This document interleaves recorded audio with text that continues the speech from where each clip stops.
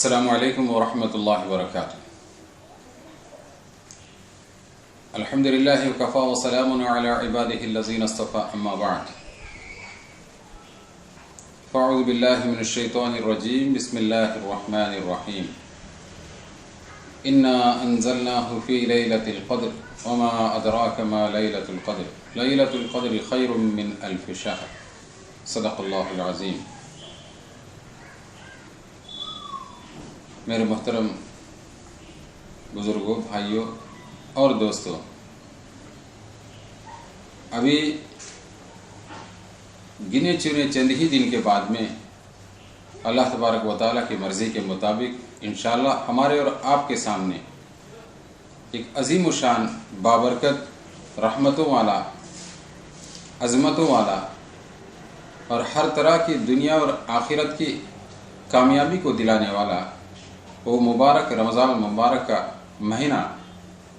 انشاءاللہ آ رہا ہے۔ اس مہینے کو اللہ تبارک و تعالی نے جہاں پر اور بہت ساری خوبیوں کے ساتھ میں مالا مال کیا ہے، وہیں پر اس مہینے کی سب سے بڑی خوبی، سب سے بڑی نسبت وہ اللہ تبارک و تعالیٰ کی کتاب یعنی کلام اللہ کے ساتھ میں ہے۔ اسی لیے اس کتاب کی، قرآن پاک کی عظمت کو اور اس کی شان کو، اس کی بزرگی کو، اس کی بڑائی کو، اس کی تقدس کو ثابت کرنے کے لیے اللہ تبارک و تعالیٰ نے اس عظیم و شان مہینے ہی کے اندر اس کلام کو ساتوں آسمانوں کی بلندیوں سے سرکار مدینہ صلی اللہ علیہ وسلم کے سینے کے اوپر حضرت جبریل علیہ السلام کے ذریعے سے نازل کیا۔ یہ کلام پورے 23 سال کے زمانے میں، مکہ المکرمہ کے 13 سال اور مدینہ المنورہ کے 10 سال کے عرصے میں سرکار مدینہ صلی اللہ علیہ وسلم کے اوپر آہستہ آہستہ کر کے، تھوڑا تھوڑا کر کے نازل ہوا۔ سرکار مدینہ صلی اللہ علیہ وسلم اس کی عظمت کو ثابت کرنے کے لیے حضرت جبریل علیہ السلام کو ہر رمضان میں ایک مرتبہ قرآن پاک مکمل طریقے سے سنایا کرتے تھے، اور حضرت جبریل علیہ السلام خود سرکار مدینہ صلی اللہ علیہ وسلم کو یہ قرآن مکمل سناتے تھے۔ اس طریقے سے آپ صلی اللہ علیہ وسلم نے قرآن کا ایک دور سننا اور سنانا، اس کو ہر سال باقی رکھا۔ آئیے سرکار مدینہ صلی اللہ علیہ وسلم کا ہر عمل، ہر طرز اور ہر ایک نقل و حرکت میرے لیے اور آپ کے لیے، قیامت تک آنے والے تمام انسانیت کے لیے سب سے بڑا نمونہ ہے۔ اسی کے اندر اللہ تبارک و تعالی نے ساری کامیابیاں چھپا کر رکھی ہے۔ اس سنت پر عمل کرتے ہوئے ہم بھی اور آپ بھی مل کر رمضان مبارک کے مہینے کے آنے سے پہلے دل کے اندر یہ بات طے کر لیں کہ انشاءاللہ ہر حال میں اس رمضان مبارک کو عام رمضان کے طرح ہم جانے نہیں دیں گے انشاءاللہ تعالی، اور اعمال کے ساتھ روزے ہیں، نماز ہے، ذکر و اذکار ہے، دعائیں ہیں، صدقہ اور خیرات ہے، فرائض کی ادائیگی ہے اور زکوٰۃ کی اور خیرات کی ادائیگی ہے۔ ان تمام چیزوں کو کرتے ہوئے کم از کم آخری درجے میں ایک مرتبہ پورے قرآن کو ہر حال میں انشاءاللہ ختم کریں گے۔ اگر آپ عربیت سے واقف نہ ہو تو آپ ٹینشن نہ کریں، جس زبان سے بھی آپ قرآن پاک کی تلاوت کر سکتے ہو، چاہے وہ کنڑ میں ہو، ہندی میں ہو، انگلش زبان میں ہو، یا فرینچ زبان میں ہو، یا کسی اور زبان کے اندر، جس زبان کے اندر آپ کو مہارت حاصل ہے اس زبان کے اندر آپ قرآن پاک کو مکمل طریقے سے پڑھ ڈالیں، تلاوت کر لیں، اور یہ دل کے اندر تہیہ اور ارادہ کر لیں اگر اللہ تبارک و تعالیٰ کی مرضی شامل حال ہو اور اللہ تبارک و تعالیٰ اپنے طرف سے اپنی خصوصی مدد میرے اوپر نازل کرے تو انشاءاللہ ضرور اس مہینے کی برکت سے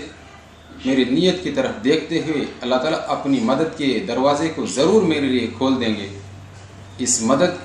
کے ساتھ میں رمضان مبارک کے گزرنے کے بعد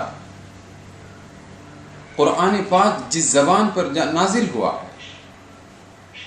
یہ اللہ تبارک و تعالیٰ کا سب سے زیادہ محبوب ترین زبان ہے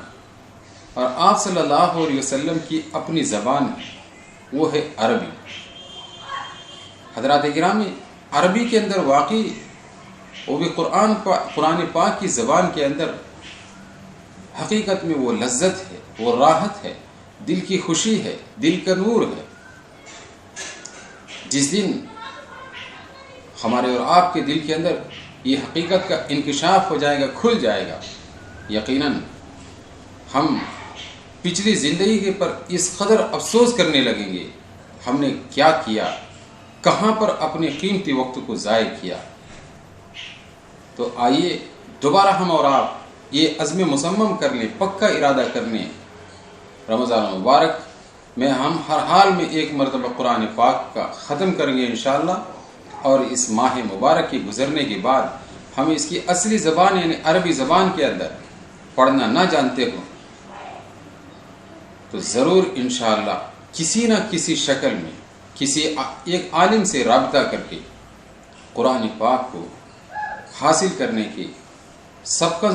اس کو پڑھ کر اپنے دل کے اندر جمانے کی کوشش کریں گے